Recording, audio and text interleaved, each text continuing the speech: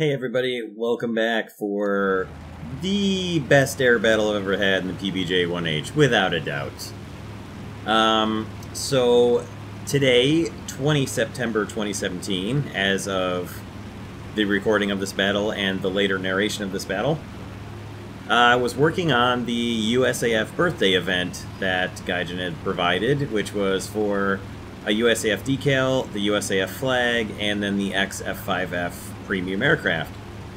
And if you got 5 victories with at least 60% battle activity, you got the USAF decal. If you got 3 battles where you scored at least 1947, which is the year of the birth of the U.S. Air Force, and you would get the USAF flag. And then if you got 50 kills in arcade or 25 kills in simulator RB, you get the F-5F.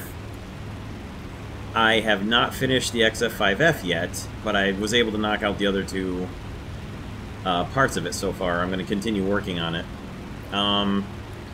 So it had been a day of nothing but mixed battles because everybody was queuing up for America, either to grind the P-51H or the F-4U Corsairs, or to get the USAF event, which is what I think most of it was. So it was actually pretty interesting to get a battle with an actual proper one team against the other team, one nation against another nation rather, and on a map that actually matches those 2 nations as well, such as US versus Japan on Iwo Jima. So pretty neat. I had been going back and forth. I was trying to achieve my 3rd battle with the 1947 score, and I'd been just going back and forth between my 82 Sky Raider and the PBJ-1H. Just dropping bombs on things, shooting, strafing up ground targets and stuff is a pretty easy way to get the 1947. So, I had forgotten in my last battle with the 82 that I had switched my bombs over from one of the PBJ battles to assault fuse to bomb aircraft carriers instead of the 2-second delay timer like I normally have. So I blew myself up trying to bomb a pillbox with the 82. So my 82 was crew locked, and I switched over to the PBJ-1H, which is why I was flying out here. I went in real low, thinking the Japanese are really good at climbing. They're probably going to climb up and look for bombers. And I'm going to go in as low to the surface of the water as I can and try to just turn right down the length of the pork chop island here of Iwo Jima and just 75mm cannon or bomb or strafe all the pillboxes and AAA that I can, and hopefully get myself up to that 1947 score that I was looking for. And eventually, when I draw the attention of the Japanese, hopefully knock out a fighter chasing after me or something.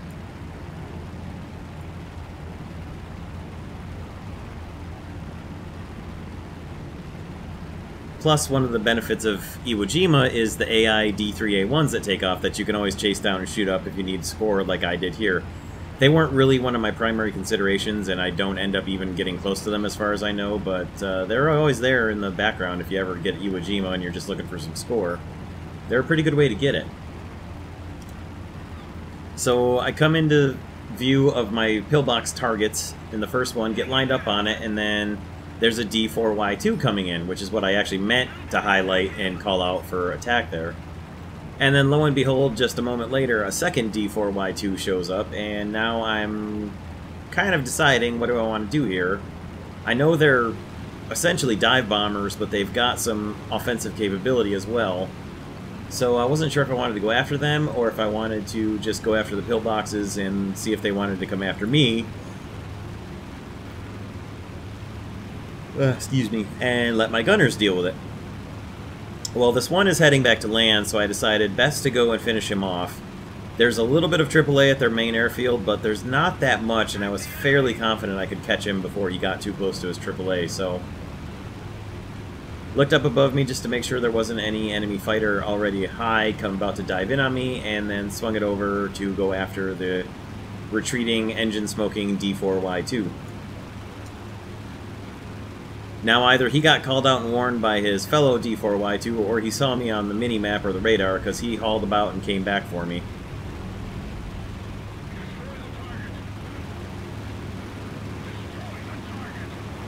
And he didn't really want anything to do with a head-on, which I don't blame him.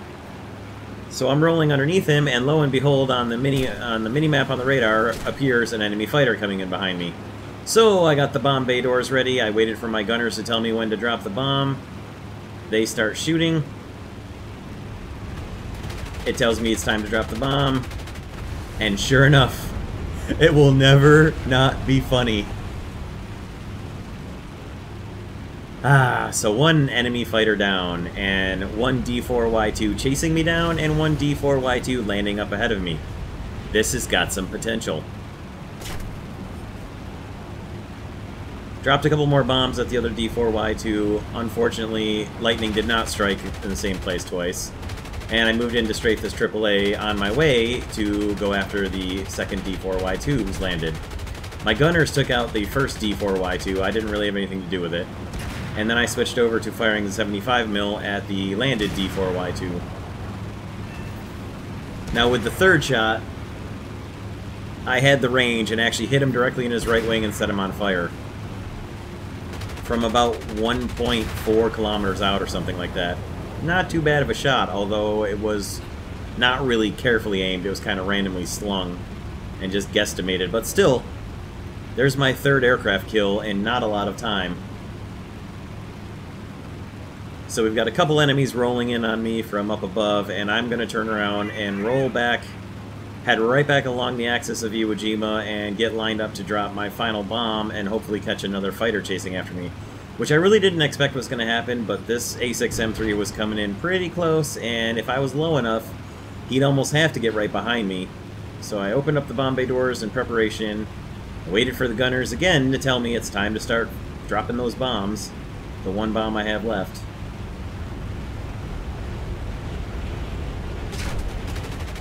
He gets in on me, I drop the final bomb, and he must have been wise or had been warned because he rolled the heck away from there.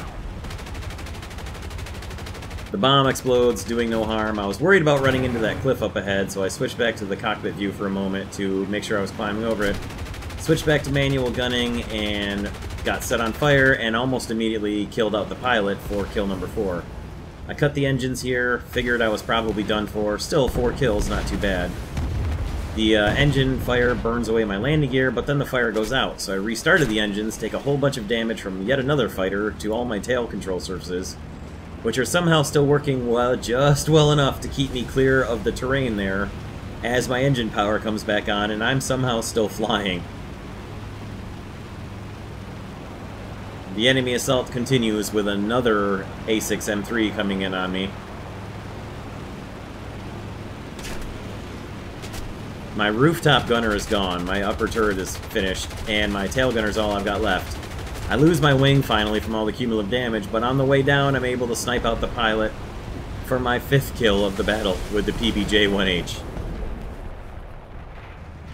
Not a bad run. So here's the remainder of my team. I've got 3 guys left at this point against 2 enemies, and we'll let this run for a little bit, and then I'll come back for the final wrap-up.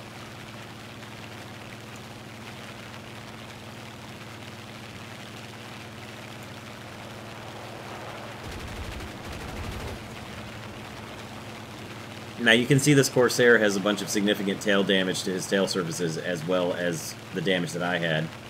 So in a moment, he's going to bail out and run for the carrier, and I don't blame him because the Japanese are not really something you want to have a disadvantage in your elevator or rudder authority and get into a maneuvering fight with, so.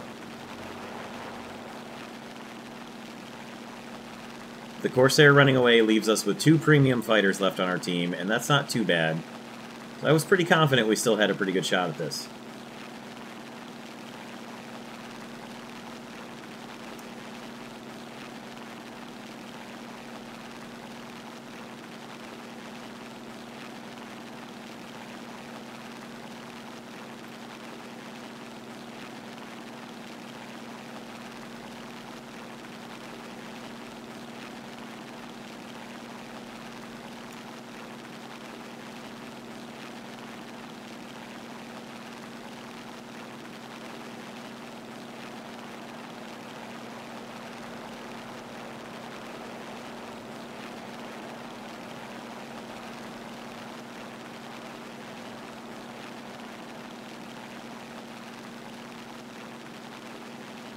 So HMS was getting chased away by the remaining A6M3, but once he rolled away, he ran in and got back in on him as he was chasing the XP-55, which was good work.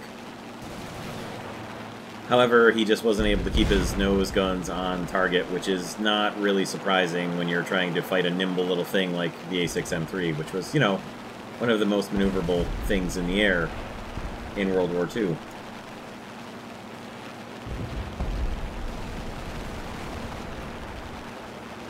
Now, he did get set on fire by the XP-55, and I thought we had him there. I thought that was going to be the end of the A6M3, and our two guys that are left are going to be able to finish off the other guy who's left. The A6M3's fire goes out, he gets behind the 109F4, and he destroys his engine. And that was a very unfortunate and kind of sickening turn of luck there from one team to the other.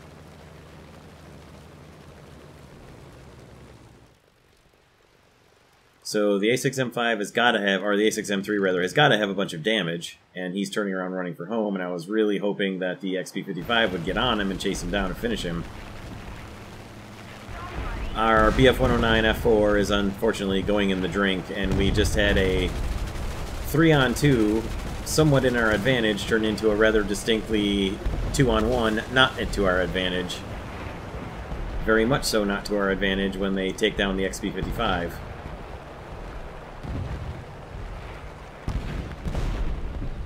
It's too bad the XP-55 didn't get the kill on the A6M3. I felt like he really should have. Now, back to the Corsair. It is still a 2-on-1. However, we've just got a Corsair who's got a repair. He did successfully land, which is no mean feat sometimes on these carriers, because they are prone to make very sudden turns, which will send you off the deck and crashing into the sea.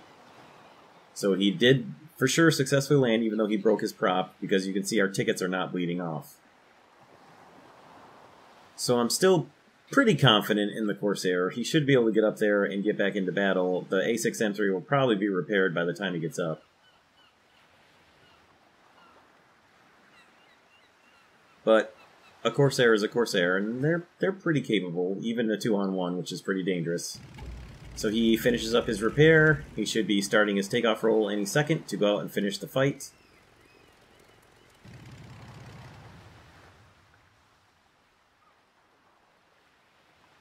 And then he decides he doesn't want to take off, and he's just going to let the battle ride out.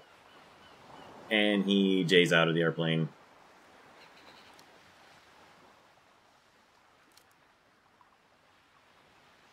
Now, it's understandable why he did it, because he was likely going to take a repair cost and just have a death. But if I'm going to lose, especially a battle where I get 5 kills in a freaking PBJ, I want to lose because we lost all of our guys, or because they achieved all their objectives, not just because the last guy left decided, nah, no thanks. But that's the way it goes sometimes. Still, I'm not sad about the results of this battle, because I got my USAF flag that I was looking for. Most certainly got my 1947 score. I nearly doubled it. And then almost had a great bonus on the M26E1, but whatever.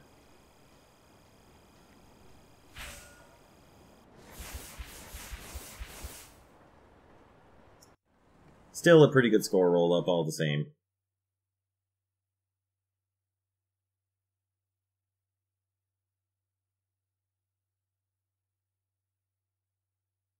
Just imagine if we'd won, though.